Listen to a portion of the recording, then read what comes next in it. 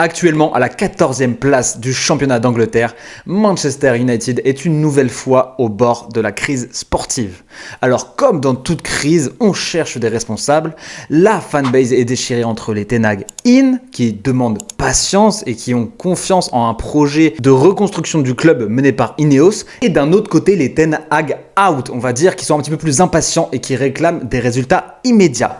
Sauf que cette crise sportive, c'est devenu chronique à Manchester United depuis le départ de Sir Alex Ferguson en 2013. Et quand on repense que Ten Hag est arrivé seulement à Manchester United il y a 2 ans, en 2022, il faut peut-être se dire que les raisons de cette crise, on va dire chronique à Manchester United, viennent d'autre chose que le coach actuel, viennent d'ailleurs que cette nouvelle direction Ineos et ce nouveau projet de reconstruction. Et récemment, les amis, il y a eu énormément d'éléments de réponse qui ont été apportés via des prises de parole d'anciens joueurs de Manchester United, d'anciens membres du staff également de Manchester United et même d'anciens membres du staff d'Eric Ten Hag. C'est dans cette vidéo-là, les amis, que je vous propose de passer ça en revue en analysant à chaque fois les prises de parole de chacun, en tirant des conséquences par rapport justement à peut-être pas la seule raison du mal qui ronge Manchester United, mais une des raisons principales qui a mené à la faillite de Manchester United sur cette dernière décennie. Si vous passez un bon temps sur cette vidéo-là, les amis, n'hésitez pas à mettre un petit like, à vous abonner si vous découvrez la chaîne et que ce genre de sujet vous intéresse. Là-dessus, les amis, on perd pas plus de temps, on passe tout de suite sur la vidéo avec un premier témoignage d'un ancien de la maison, c'est Patrice Evra. Et vous allez voir comme étant bout à bout, à chaque fois, à chaque prise de parole des uns, des autres, on se rend compte que le plus gros problème aujourd'hui à Manchester United et sur ces dernières années post-Ferguson, ça vient peut-être sûrement plutôt du vestiaire. On vient tout de suite, les amis, sur l'intervention de Patrice Evra qu'il a donné dans The Overlap, l'émission qui est animée par Gary Neville. Il parle du moment de la transition de l'ère de Ferguson au post-Ferguson avec l'arrivée de David Moyes à la tête des Red Devils. Il nous dit qu'il a été très déçu du comportement de certains joueurs du vestiaire au changement de coach, c'est-à-dire que certains joueurs se sont désengagés et il appuie surtout sur le fait qu'il y avait une scission au sein du vestiaire en deux entre les joueurs sur lesquels Moyes comptait, à qui vraiment il livrait un discours plutôt constructif, sur lesquels il portait plus son attention, et ceux qui étaient un petit peu moins dans ses petits papiers, un petit peu moins dans ses plans, et auxquels grosso modo il donnait à peine l'heure dans le vestiaire. Donc ça a fait forcément des espèces de tensions entre les joueurs qui étaient agacés, qui étaient frustrés, le tout amplifié a priori par un discours de Moyes qui donnait pas l'impression aux joueurs qu'il avait grand chose à leur apporter. Et c'est selon Patrice Evra ce qui a fait que même avant même l'arrivée de Moyes dans le vestiaire de Manchester United, il était déjà cuit et c'était couru d'avance que ça n'allait pas marcher. Sur cet épisode-là avec Patrice Evra, tu as aussi Wayne Rooney qui intervient et qui dit effectivement qu'il y avait certains joueurs, il y avait une grosse différence entre certains joueurs qui arrivaient sur la fin Manchester United, donc on peut deviner tout de suite que c'est les Ryan Giggs, peut-être Ashley Young aussi, peut-être des Nani, d'autres joueurs qui se sentaient moins un petit peu investis, moins considérés par le coach, et c'est là où on a eu un tournant dans le vestiaire de United avec une partie du vestiaire qui commençait à se détacher, qui commençait à se désinvestir, et une autre partie du vestiaire qui était encore dans les plans et qui vraiment continuait à avoir de l'ambition, à vouloir gagner des titres. Et c'est là où tu te rends compte que si tu lis entre les lignes, tu vois que tu as justement ce début du downfall de United avec un vestiaire scindé. Et ça, les amis, quand on est dans un sport collectif comme le football, tu te dois d'avoir un vestiaire uni pour atteindre des objectifs communs. Et quand on entend dire ça de la bouche de Patrice Evra, on se dit que c'est forcément le point de départ de la descente infernale aux enfers des Red Devils. L'autre interview qu'on peut prendre, c'est une interview de Phil Jones. Alors lui, dernièrement, Phil Jones, il a donné 2 interviews extrêmement précieuses pour tout supporter de Manchester United. Je vous mets tout ça, les amis, à chaque fois juste ici en fiche que vous pouvez aller consulter si vous le souhaitez.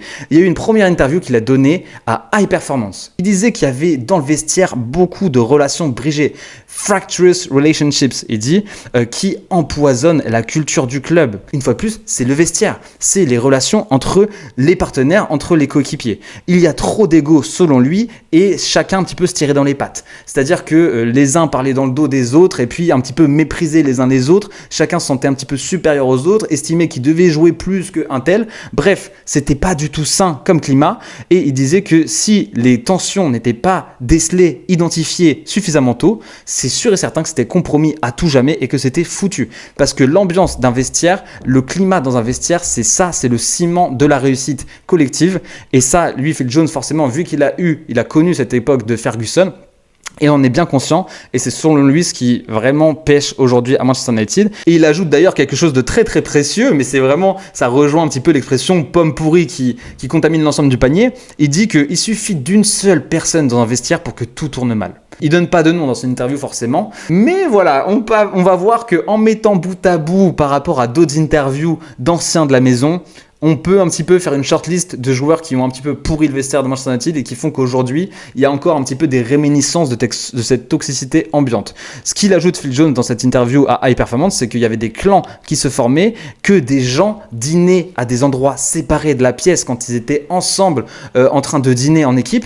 C'est dire à quel point le fait qu'il y ait des clans, tu as un vestiaire éclaté en deux. On va voir par rapport à une autre prise de parole d'un ancien de la maison que les clans sont assez facilement identifiables. À chaque fois, en croisant les informations, en rassemblant les pièces du puzzle, on est capable un petit peu de faire une shortlist de joueurs qui potentiellement ont causé quelques problèmes et ont empêché le collectif de progresser de la meilleure des façons. Et puis, ce qui confirme, c'est qu'il y avait effectivement des grosses tensions sur sa fin à Manchester United et que les joueurs font en public comme si de rien n'était, mais évidemment, ça ne va pas du tout. Et alors ça, dans une autre interview avec Rio Ferdinand, que je vous invite également à aller voir les amis, qui est extrêmement enrichissante sur le sujet, il insiste sur le fait qu'il y a une grosse différence de mentalité entre la génération qui ont connu l'ère Ferguson à Manchester United, avec les Rio Ferdinand, Patrice Evra, Ryan Giggs, Paul Scholes, etc., et les nouvelles générations. En disant que chez les nouvelles générations, tu as beaucoup plus d'ego, de manque de respect, que ça se plante des couteaux dans le dos, que en plus de ça, les joueurs entre eux au sein du vestiaire n'ont plus le pouvoir de recadrer les uns et les autres,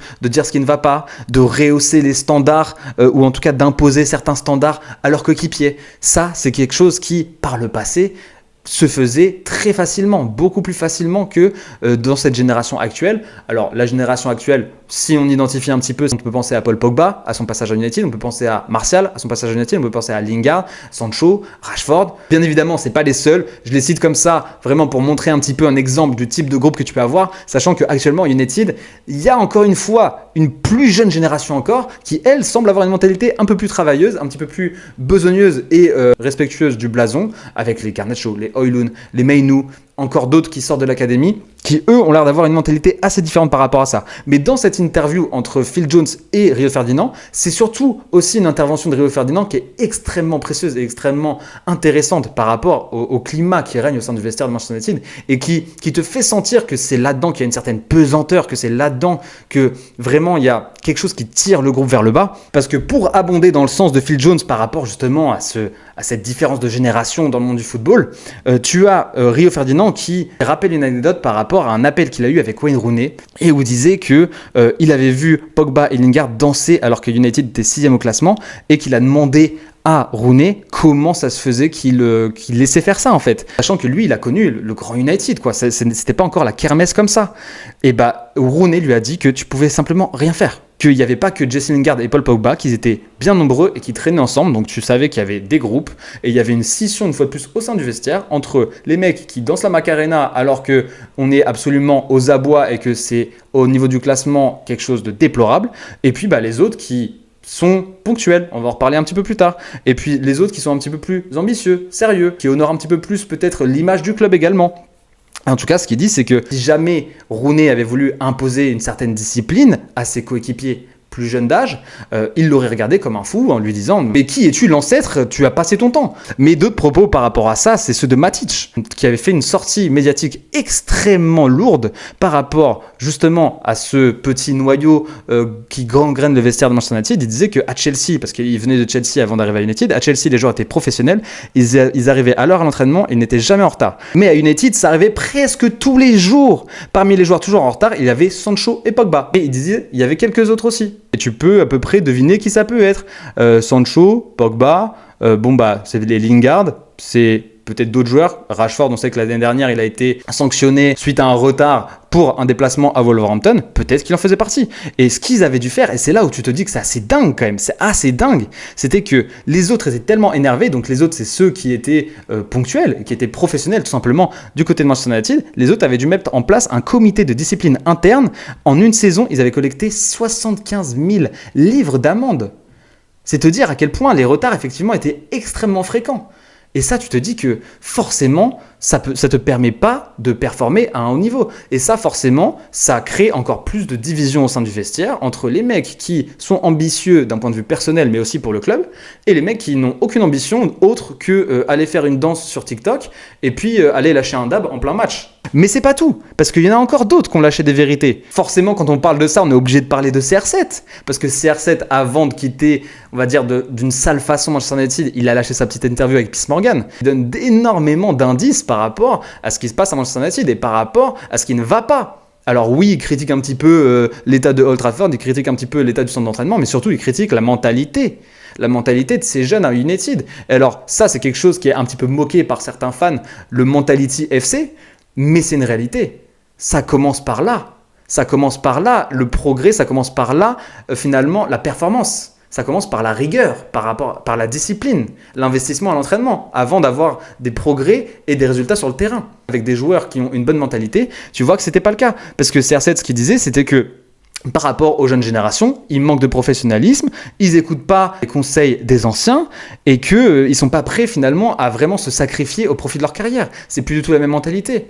Ils n'ont plus du tout ce sens du dépassement, ce sens du sacrifice. Et ça, tu le retrouves même ailleurs. Parce que tu avais aussi Ole Gunnar Solskjaer qui a fait justement son passage dans Overlap, animé par Gary Neville, où il dit clairement, il cite seulement 3 joueurs. Quand il parle de joueurs sur lesquels il pouvait compter, il en cite seulement 3. Il cite Fred, McTominay, Matic, dont il savait ce qu'il pouvait attendre. Les autres, c'était un petit peu la roulette russe. Donc dans les autres, c'est pareil. Une fois de plus, tu as les Pogba, les Martial, etc. Donc c'est là tu te dis, mais en fait, quand t'es coach, t'arrives là-dedans, mais comment tu fais? T'as ces mecs-là qui sont encensés par je sais pas combien de jeunes qui les suivent sur les réseaux, qui les saucent, qui leur disent t'es le meilleur, vas-y, dab pour moi s'il te plaît. Leurs agents qui les saucent à plus savoir quoi en faire. Et puis tu te retrouves, t'es coach, t'as une partie du vestiaire qui est même pas forcément la plus talentueuse, qui est besogneuse, qui est là, qui va te donner ce que tu veux, et puis l'autre partie en fait c'est la roulette russe. Donc évidemment tu peux pas être constant, et c'est ce que tu vois à United, c'est les montagnes russes. Une saison 6e, une saison 2e, la saison suivante 5e, après 2e. Donc t'es capable de faire des bonnes saisons, mais à côté de ça des saisons cata. Et ça c'est vraiment significatif d'un manque de régularité. L'essence de la régularité, c'est la rigueur, la discipline. Et pour en terminer avec les anecdotes, très récentes également de Benny McCarthy, qui est l'ancien entraîneur des attaquants à Manchester United, sous même Eric Ten Hag, qui l'admire énormément, il le dit, il le répète, de la même façon que Steve McLaren, qui le dit, qui le répète, qu'il apprend énormément de Ten Hag, que c'est un énorme professionnel, qu'il se saigne au travail, qu'il n'a rien à lui reprocher et qu'au contraire, c'est plutôt un modèle. Alors, c'était une interview qui est donnée à 0-0, c'est un média portugais. Si certains joueurs de Manchester United s'entraînaient comme Bruno Fernandes et Diogo Dalot, il serait plus facile d'obtenir des résultats positifs. C'est-à-dire qu'il ressort que 2 joueurs qui ont une vraie conscience professionnelle. C'est assez dingue sur tout un groupe. Et sachant que ces 2 joueurs-là, c'est pas les joueurs qui sont les plus anciens dans le vestiaire, c'est dire. Il ajoute, tous 2 s'entraînent avec une concentration incroyable, donnant le meilleur d'eux-mêmes. Cependant, d'autres joueurs n'ont pas su égaler leur intensité. Cela a significativement freiné les progrès de Manchester United, car plusieurs joueurs ne s'entraînent pas à pleine capacité. Même les données de match indiquaient que certains joueurs étaient à leur même niveau de forme pendant les matchs, tandis que d'autres étaient en dessous de leur capacité. Cela n'a pas aidé l'équipe dans sa quête de succès. Bien évidemment, parce que on va dire que tu as des touristes qui sont dans le vestiaire de Manchester United, qui plus est, qui palpent un max et qui sont dans un confort maximal. Et je pense, les amis, quand on a entendu tout ça, quand on a lu tout ça, on peut largement se dire que le vestiaire de Manchester United, la mentalité d'une partie de ce groupe-là, explique les crises répétées d'un point de vue sportif à Manchester United. Ça date de l'époque de la transition entre Ferguson et Moyes. Aujourd'hui, on en a encore un petit peu les fruits. Je pense que c'est quelque chose qui va finir par s'estomper, puisque tu as tellement de prises de parole qui vont dans ce sens-là que les mecs vont finir par se dire qu'il faut qu'ils arrêtent parce qu'ils vont être démasqués. Et à partir de ce moment-là, ils n'auront plus du tout le soutien des fans.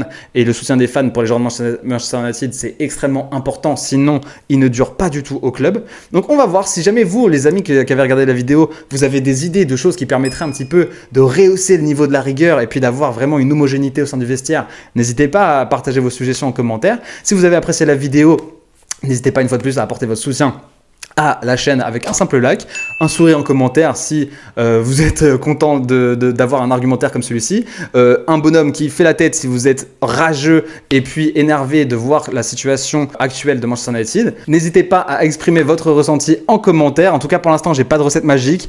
On a encore de nos jours quelques petits soucis de discipline avec les comportements un petit peu ambigus de certains sur les réseaux sociaux, Amad Diallo, Alejandro Garnacho et même d'autres. Tu te rends compte qu'aujourd'hui, le problème n'est pas résolu. Peut-être que Ineos, à force, va pouvoir réussir à redonner un petit peu de sérénité, assainir un petit peu l'attitude des joueurs. Peut-être que la construction du mur également à Carrington par Erik ten Hag va permettre d'atteindre des objectifs de sérieux à l'entraînement. On l'espère en tout cas. J'espère que vous avez apprécié cette vidéo. J'espère que vous avez compris également quel était l'esprit derrière. C'était vraiment de mettre le doigt sur un vrai souci à Manchester United depuis le départ de Ferguson, qui explique aujourd'hui que on n'a toujours pas vraiment redressé la barre, on n'a toujours pas retrouvé cette recette du succès. J'espère que ça reviendra, le talent il est là, il n'y a plus qu'à retrouver un petit peu de cohésion au sein du groupe. Ça finira par arriver, j'en suis convaincu les amis. Gardez la foi, on reste United. Je vous souhaite à tous une excellente fin de journée. Prenez soin de vous, prenez soin de vos proches et je vous dis à très très vite. Ciao ciao.